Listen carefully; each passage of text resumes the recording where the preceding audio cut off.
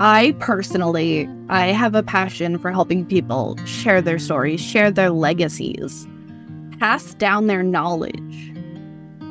So it's really fulfilling for me. Every time I meet someone who maybe had a unique experience or lived through something that other people will be able to relate to, or that is just not talked about. It's so fulfilling to just hear them talk and make something out of it that they can then share. And so their story inspires other people. Everyone, welcome back to Living the Next Chapter. I have an amazing author on the show. She does a lot of different things all at the same time and does it very well. And she's got great books in the world. She's just starting ghostwriting, which I'm really excited about. I think that's like writing about like haunted things. We'll find out more. But Hannah is here on the podcast. I'm so happy to have Hannah here. Hannah, welcome to Living the Next Chapter. Glad to see you. Thank you so much. Hi, Dave, and hi, everyone else who's listening. It's good to be here. Good. Now, I mentioned that you're going to be starting to do ghostwriting. That must be so much fun to write haunted novels. Is that what we're talking about? No, actually, ghostwriting is where you write for someone else. Oh, I totally got that wrong. Yeah, so you would take, say, somebody's story. If they want a memoir written, you would take their story and you would craft it into a good memoir that they could then share with their family. They could publish it. All of that. Okay, I have a question right off the bat, Hannah, because I talk to people who are looking for people like you, and I'm glad to send them your way. Okay, just so you know, people reach out to me all the time. They're like, Dave, I'm looking for a ghostwriter. I'm going to send them to Hannah. Awesome. So, how do you write as someone else other than yourself? If I wrote something, Hannah, it would sound a lot like Dave. And it's hard for me to write like Hannah when I'm Dave. I have no idea how you would do anything like this. I know you're new at this, but people are reaching out because they know you do good work. Yeah. How do you write as somebody else? So I have experience with that since 2016. I was writing like blog posts and just all this content for brands who had totally set brand voices that True. You had to adapt to. And if you didn't, they wouldn't publish your stuff or they'd send it back to you for extensive revisions. So I actually find ghostwriting easier because I can have interviews with the person I'm writing for and I can get to know their voice and their individual, like their story, their quirks, their like phrases they use, and I can use those in my writing. So it's a lot easier because I can meet with the people. And it's these meetings where you get all of your most valuable information. Because, Hannah, I would suggest to you, I'm in the podcast space. I've got 8 different shows. I talk to podcasters like every day. And some of the things I encourage podcasters is to take their content and turn it into a book.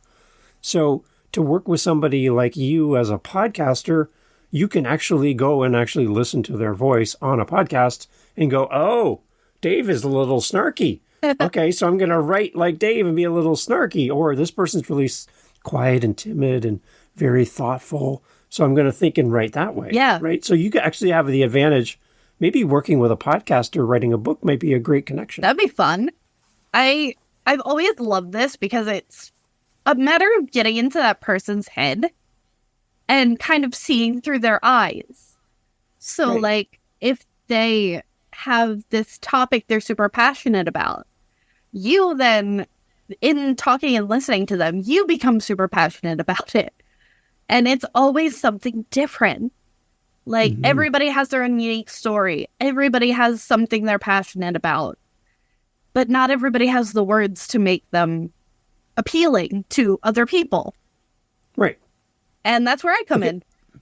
Hannah, I like how you worded the idea that you're writing on behalf of a brand.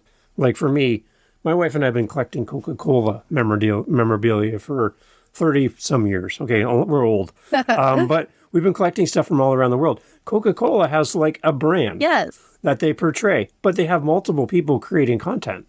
So I wouldn't walk into Coca-Cola and go, okay, I know how you merchandise and promote your stuff, but I'm going to write it as Dave. Yeah. Nobody cares about Dave. Exactly. They care about Coca-Cola. Right? There you go. So as a ghostwriter, you're writing as a brand identity to help them, but you're writing in the voice of the brand and the person. Exactly. Right? So that's basically it. Yeah. Okay. I got it. Although writing haunted novels would be kind of fun. Okay. As a ghostwriter, that would be even better. Oh, yeah. Right? That's 2 for 1. Right? Okay, so we just bypassed this all the way at the beginning, Hannah. Where are you in this big world of ours? That's normally where I start, but I was so passionate about ghostwriting. Where are you in this big world? So I live in New Jersey, close to Philadelphia. Very nice. Yeah. Jersey Shore is where we go every summer. Like Wildwood, we take a vacation. That's our favorite. But it's getting a little much. The boardwalk is getting intense, and lately there's been some, violence. So that's not good. Yeah. Not from you. No, not from me. Okay, just because we say we can have a talk here, Hannah. No, I totally go down to Wildwood secretly and incite violence. There you go. So you're a Jersey girl. Yes, I am. There you go. I've never pumped my own gas. There you go. That's it. There's it. There's a claim to fame. I like that. Yeah. How long have you been writing altogether? Hannah? Oh, God. I have been writing since I was 15. So 11 years at this point, almost 12. Great. Good. Yeah. What do you love about writing? I love how I can make people feel things through my words. What? Like what? Come on. So I remember the first short story I ever wrote was called Unknown Soldier, and it was about a Vietnam veteran passing away. And I remember what really got me into writing at that age was all of the positive comments I got from people, and the number of people who literally told me that I made them cry. So I was like, oh my gosh, my words can do so much more than just me speaking. Yeah. I can get them to people who would never hear them, and they would feel something. I find that it connects you to the most human things that we all experience. Yeah. Well, Hannah, you are the age of my kids, so this is really fun for me to talk to you. I remember when my kids were little, like tiny little humans, they would get frustrated at times because they didn't know how to express themselves. So they have little tantrums, they wanted something at the store or whatever. They wanted some ice cream. And I would say to them as a dad, use your words. Tell me what's going on, what's wrong. I'm hot, I'm hungry, I'm thirsty, whatever. Use your words so I know how to help you. And I think that carries into our adult years, that we as adults can use our words as writers, as podcasters, as content creators. We can use our words to help people and bring that emotion out. I love that you mentioned that. That's really good. Exactly. And I'm one of those people who's not a super eloquent speaker. If I don't know what I'm going to say, I have a really hard time expressing it. So when I write so much more eloquently than I can speak. And when I write for stories and everything, I can make people so much more emotional with my words than I ever can just talking to them. I feel like I connect more with people when they read my writing than when I speak to them. Okay. Yeah, I think more of us need to use our words, and I think a lot of people are afraid to use their words because they're afraid people are going to judge them, or they're not interesting, they're not good enough, they're not trained. So they're I'm never going to share my voice because nobody cares what I have to say, Hannah.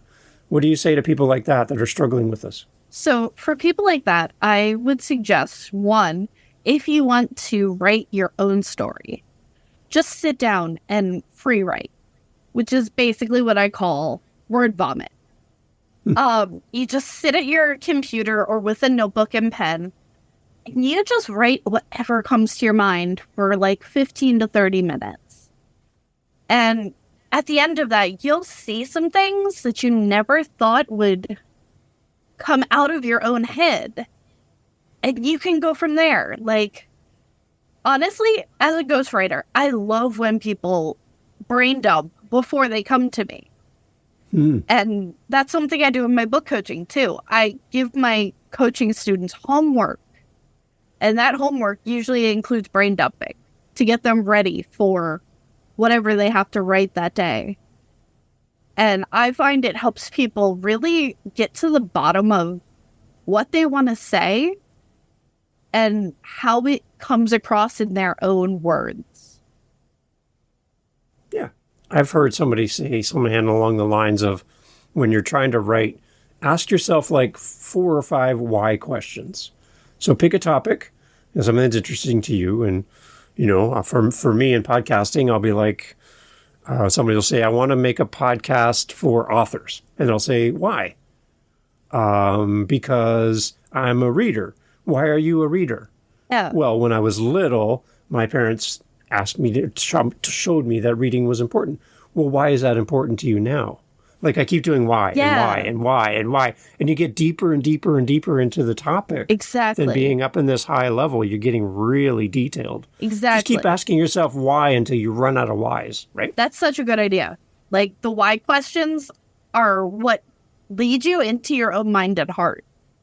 And you learn so much about yourself by asking why.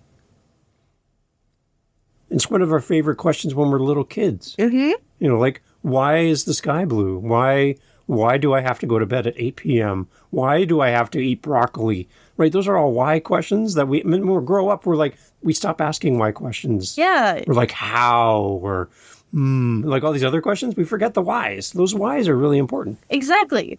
We ask like how or what or who, but we don't ask why. And I think that's something we should kind of normalize more. Like somebody asking why. You feel like as an adult, you can't question things like authority figures or like your boss at your job. You can't ask, hey, why is this policy here? Or why are you asking me to do this when this won't help us? Like you gotta kind of normalize the why. Yeah. So, Hannah, when people work with you as a book coach and you're working with students and helping people write their books, what kind of things do you find are common questions from a new author who doesn't know anything about writing, but they're coming to you for help? What do people ask you? So one of the most common questions I get is, I am so overwhelmed, how do I start? And there is no one solid answer to that question because it depends on how your brain works. There are plotters, there are pantsers, and there are plantsers, which is a combination of plotters and pantsers. Of course. And that's basically the overarching huge philosophy on how you're going to write. Plotters love outlines, they love organization, they want everything laid out, and then they'll write to that organization that they've created. Pantsers just start writing. They start writing and see where it goes. It'll take them in all these different directions, and then they'll edit later and determine what's important. And then plantsers, I'm a plantser, personally. Okay. Plantsers, we plan general things.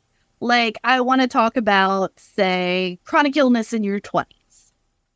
Or anxiety in your 20s. Which are 2 books I'm working on.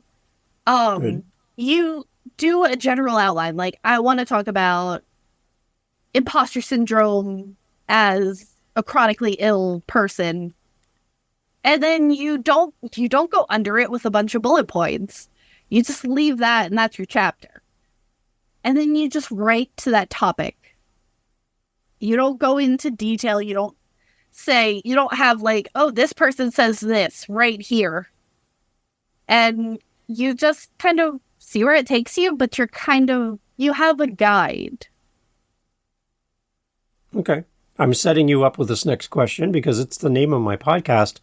How important is it to live your next chapter as a writer? I honestly think it's super important because when our story stops, I mean, our story doesn't stop until we're dead. Like, right. you always have the opportunity, you always have the chance to make your story more, to write more, to experience more, to develop yourself more, to develop your craft more. There's always that opportunity to live your next chapter, to live more. Has anybody ever said no to you, Hannah, as an author, and said you're not good at this, or you shouldn't try this? Oh, yeah. That's not your type of writing, but then you prove them wrong? Exactly, yeah.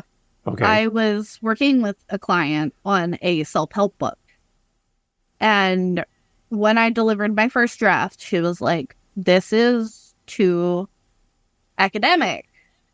This was my first ever ghostwriting project right out of college. So I was used to writing like papers. I had just finished my thesis. Yeah. So I was like, okay, I gotta kind of get out of that academic pattern, because it was obvious in the punctuation. Like, I used a bunch of semicolons, and she was like, no. I love semicolons. Favorite punctuation mark. Shout out to all the semicolons out there. Yes. Yes. But so I kind of took that opportunity to really dive into what she wanted, because I had created an outline. That's what I do at first with all of my ghostwriting clients. I create an outline and I send it to them, and they have to approve it. So I sent her an outline. She approved it. And I was like, okay, now I have to dive into her audience. So I went on her website, I interviewed her, I asked her about her clients. And then when I delivered the second draft, she was like, oh my God, I love it.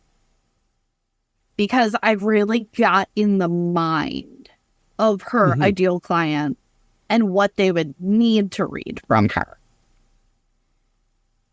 Okay. So, Hannah, there's somebody listening to this. They want to hire a ghostwriter. They don't even know what it would take to hire someone like you. Like, are they coming to you with, like, just a basic idea of a book they would love to have? Or you said you like them to come with a brain dump. Yeah. What is a good suggestion for a person looking for a ghostwriter? In general terms, because every ghostwriter is different, what do you like to get from somebody? And then, like, another part is, how often do you talk to somebody during the writing of a book? Okay, so my first thing about finding a ghostwriter is you want to make sure there's somebody you can trust.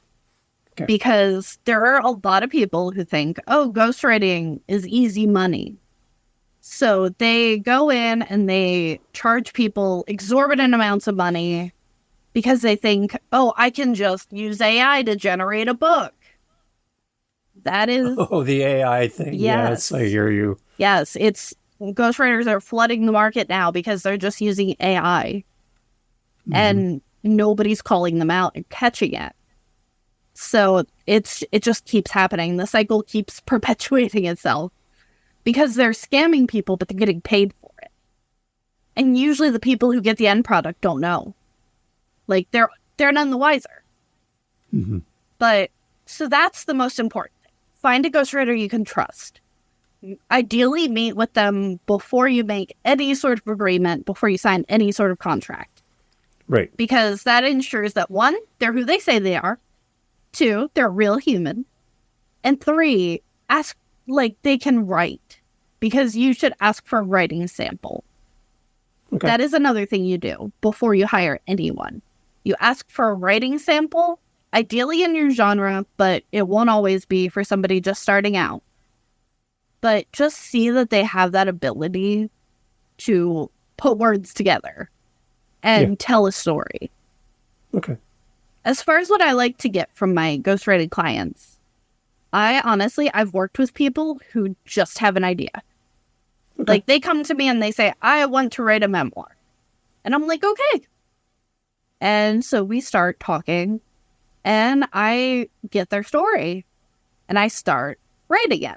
Like, I make an outline of all the things I think that they should include, like all the interesting things around a central theme, because a memoir should always be written around a central theme. And I talk to them about it. Like, I'm working with a woman who has cancer. And she wants to write a book about her cancer journey. But she also wants to write about her family, her weight loss during her cancer journey to get healthier. Like her steps to get healthier. And she wants to write about all different things. And I keep telling her, theme. And I think we're getting close to finding one. But it takes a little bit of time. You have to have the stories. You have to tell your stories to know the theme. How many books are you working on at the same time at any given time? So usually I like to cap it at 2. Okay. And it's only 2 because my brain works in a way where I do one thing for so long, I have to switch to another thing. Or I will just sit there staring at the screen mindlessly. Yeah. So I switch between them, but I give myself a break to kind of get in the mindset of the second book's audience. So I'll spend some time studying the content on a website or rewatching an interview I have with the person or reading my notes that I took. And that kind of gets me in that mindset for the next book. Okay. Right.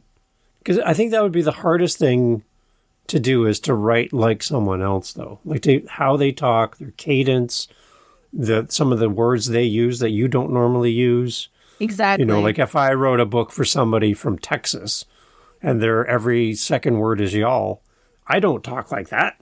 So I'd have to put on that persona, I guess, to think like they think and sound similar to them without, I don't want it to be like, this book doesn't sound like you at all, Hannah. When I know you in person, when I read your book, this doesn't sound like you. This sounds like someone else, right? You want to get into their world as close as you can, right? Exactly. You want to put on your cowboy hat and just start. You do want to have a certain degree of formality in your writing. So if somebody's every second word is y'all, you're obviously not going to write where every second word is y'all.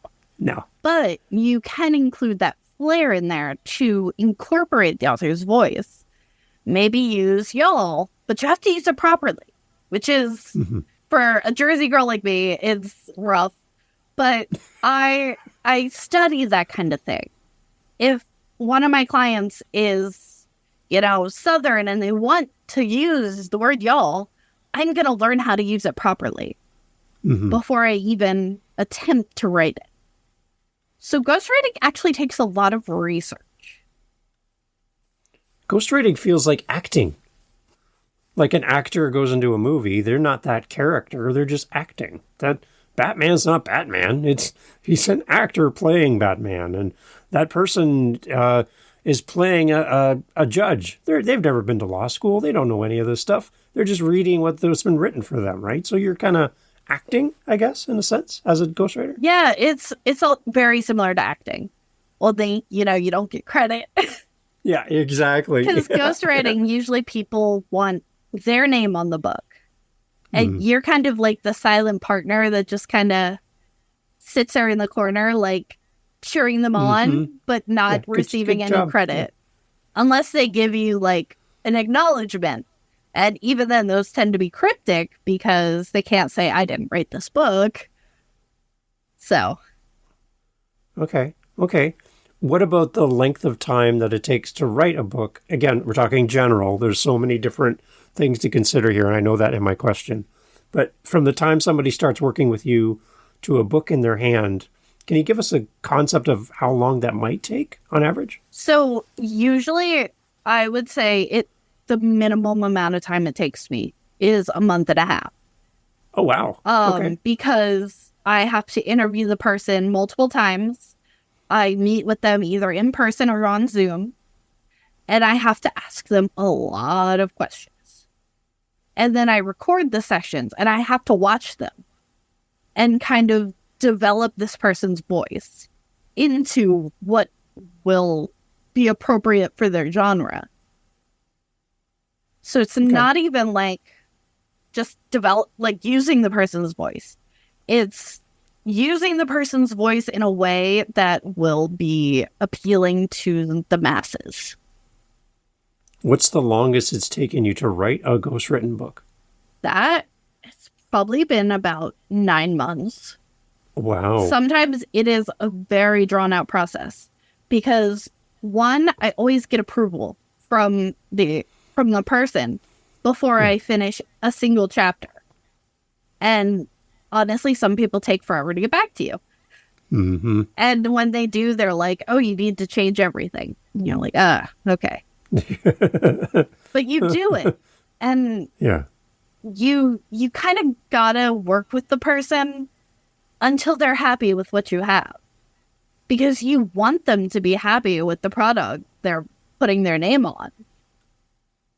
And it can be a drawn out process sometimes with interviewing too. If you want a particularly long book, it's going to be a lot of interviews. So it really depends. Yeah. My friend Mark up here in Canada is a ghostwriter.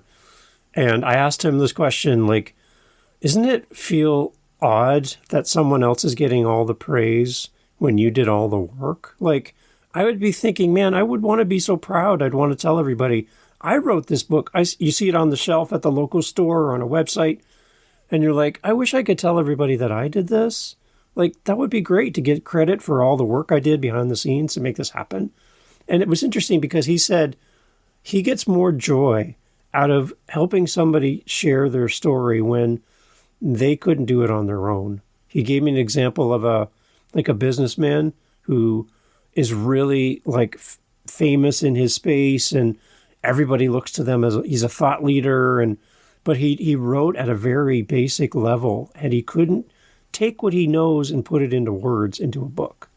But he was so engaging and so smart, he just couldn't do that step. Yeah. And the thought of him not having a book, because he physically couldn't do it himself, was holding him back. So he hired my friend, and my friend spent like a few days with him in person. Yeah. Actually flew down and sat with him across the table and just got to know him, asked him a ton of questions, and just listened to him and did this whole thing. And then the joy for him was creating a book on behalf of this person and seeing the joy of that person sharing that book with the world, where without him it would never have happened. Exactly. And I'm like, that takes a special person to put your, in a sense, your ego as an author aside on behalf of someone else to help them share their story. So I'm really impressed with people like you, Hannah, that can do that, because I don't think there's a lot of people who would do this. Yeah,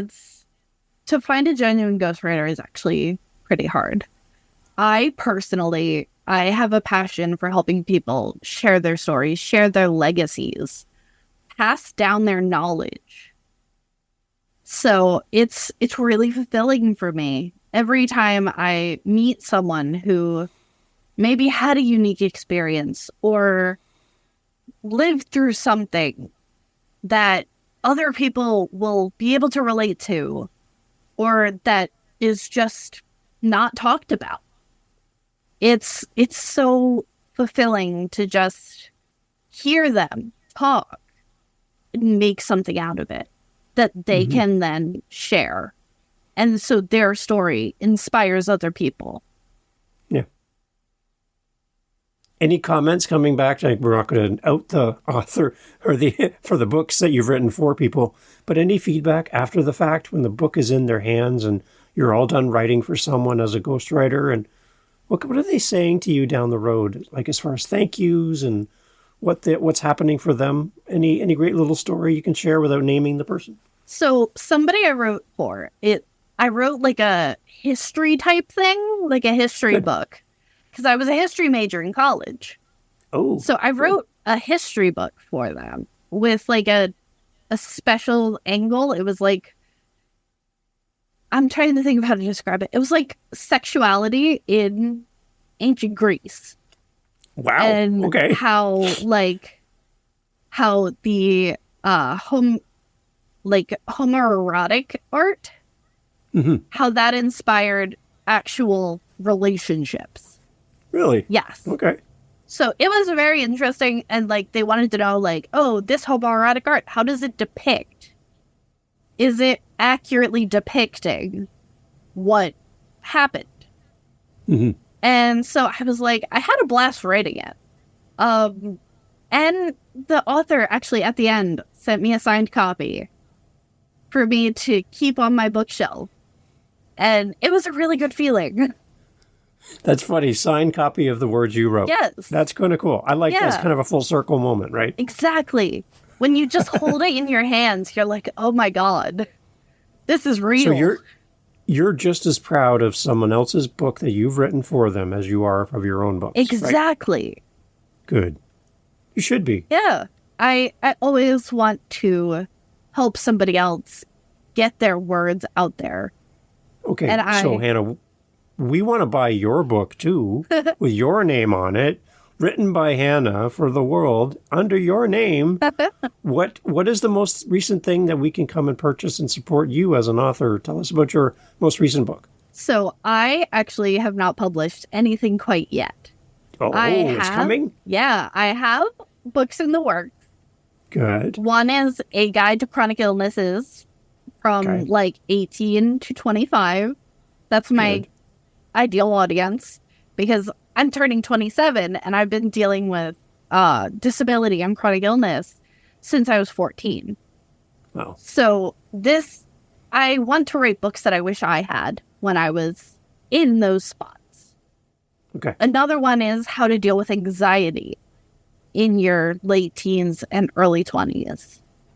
Because I have severe anxiety and I could never find a resource written by somebody who knew what it was like to be on the patient side as well as on like the other.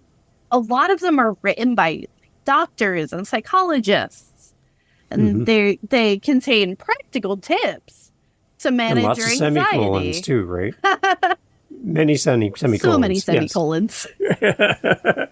But I want to write something that's a lot more informal, that's a lot more friendly to the reader, and that doesn't intimidate them and tell them what they have to do. It just says, this is what worked for me. Go ahead and try it if you want, but you don't have to. You're totally valid, whatever you choose. Okay. How long are you going to make us wait for these books, Hannah? Come on. I don't know yet, actually. Okay. I'm still in the drafting phase. And I just write when I have free time and I'm not working on a client project. Okay, so I'm putting the ask out now, Hannah, because you and I are now new friends, that you're going to come back in the future when you are done one or both of your books to come and share with us so we can hear about the finished book and we can come and support you as an author as well. Of course. So please, remember, don't forget about me, okay? I will not forget about you. I'll put a little reminder in my phone. Okay, because we would love to have you come back and talk about that as well. Hannah, are you actually taking clients right now that people want to work with you? Are you open to that? Are you full? I am taking where are you at clients right now. Okay. Okay, good. For both ghostwriting and book coaching. Okay. So I currently have a couple client openings. Good. And anybody who wants to reach out, feel free. Well, this is the perfect time to do this. How do we do that? So I have a website that you can go to, and I also have my email, which you can email. Emailing is probably best, but you can find out more on my website about what I do. Okay. What's your website, Hannah? So my website is Wolfram, WOLFRAM.com. Nice. And my email is Hannah, HANNAH, Wolfram, WOLFRAM, writes@gmail.com. Beautiful. We'll have links for that in the show notes, as always. Fantastic. As we go, Hannah, the last opportunity here on the show to encourage an author. What would you say to a whole classroom full of people? They've never written a word. They're brand new to author writing. You're the teacher up on the front of the room. You're going to give us an introductory to writing 101. We're all sitting here with a blank piece of paper and a pen going, Hannah, teach us. what would you say to that first day of school with all these new writers to encourage them? What would you say? Writing doesn't have to be scary. Doesn't have to be overwhelming. There are ways to work with your brain to make writing so much more rewarding every time you sit down. And that is through knowing, plotting, pantsing or planting, and just not judging yourself. You are your worst critic. And if you can silence that little voice in your head that's constantly judging you, then your words will be so much more impactful and they won't feel like you expect people to judge you like you judge yourself. And if you're thinking about being a ghostwriter, don't let that scare you, as ghosts might scare you. I love it. It's not that bad. You can be an actor. You can put on a persona and write for somebody. Yes. Just think of your favorite actor. You can do that as an author as well. Exactly. I love it. Hannah, this is great. You're a great guest. Thank you. I hope you do more and more and more podcast interviews because you're really good at this. I try. And I want to send lots of people to you. So again, thank you so much for doing this. Of course. You do have to come back. I will. I'm holding you to this. And you have to finish your book so you can come back. Yes, that is the goal.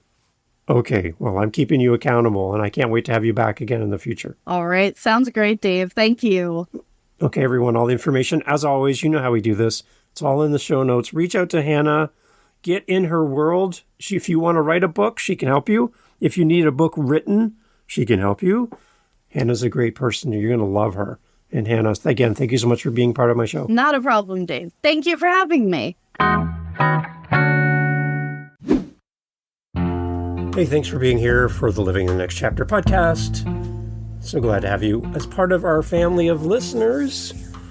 There's a seat for you just here on Living the Next Chapter, and I'm so happy that you have listened to all the way to the end.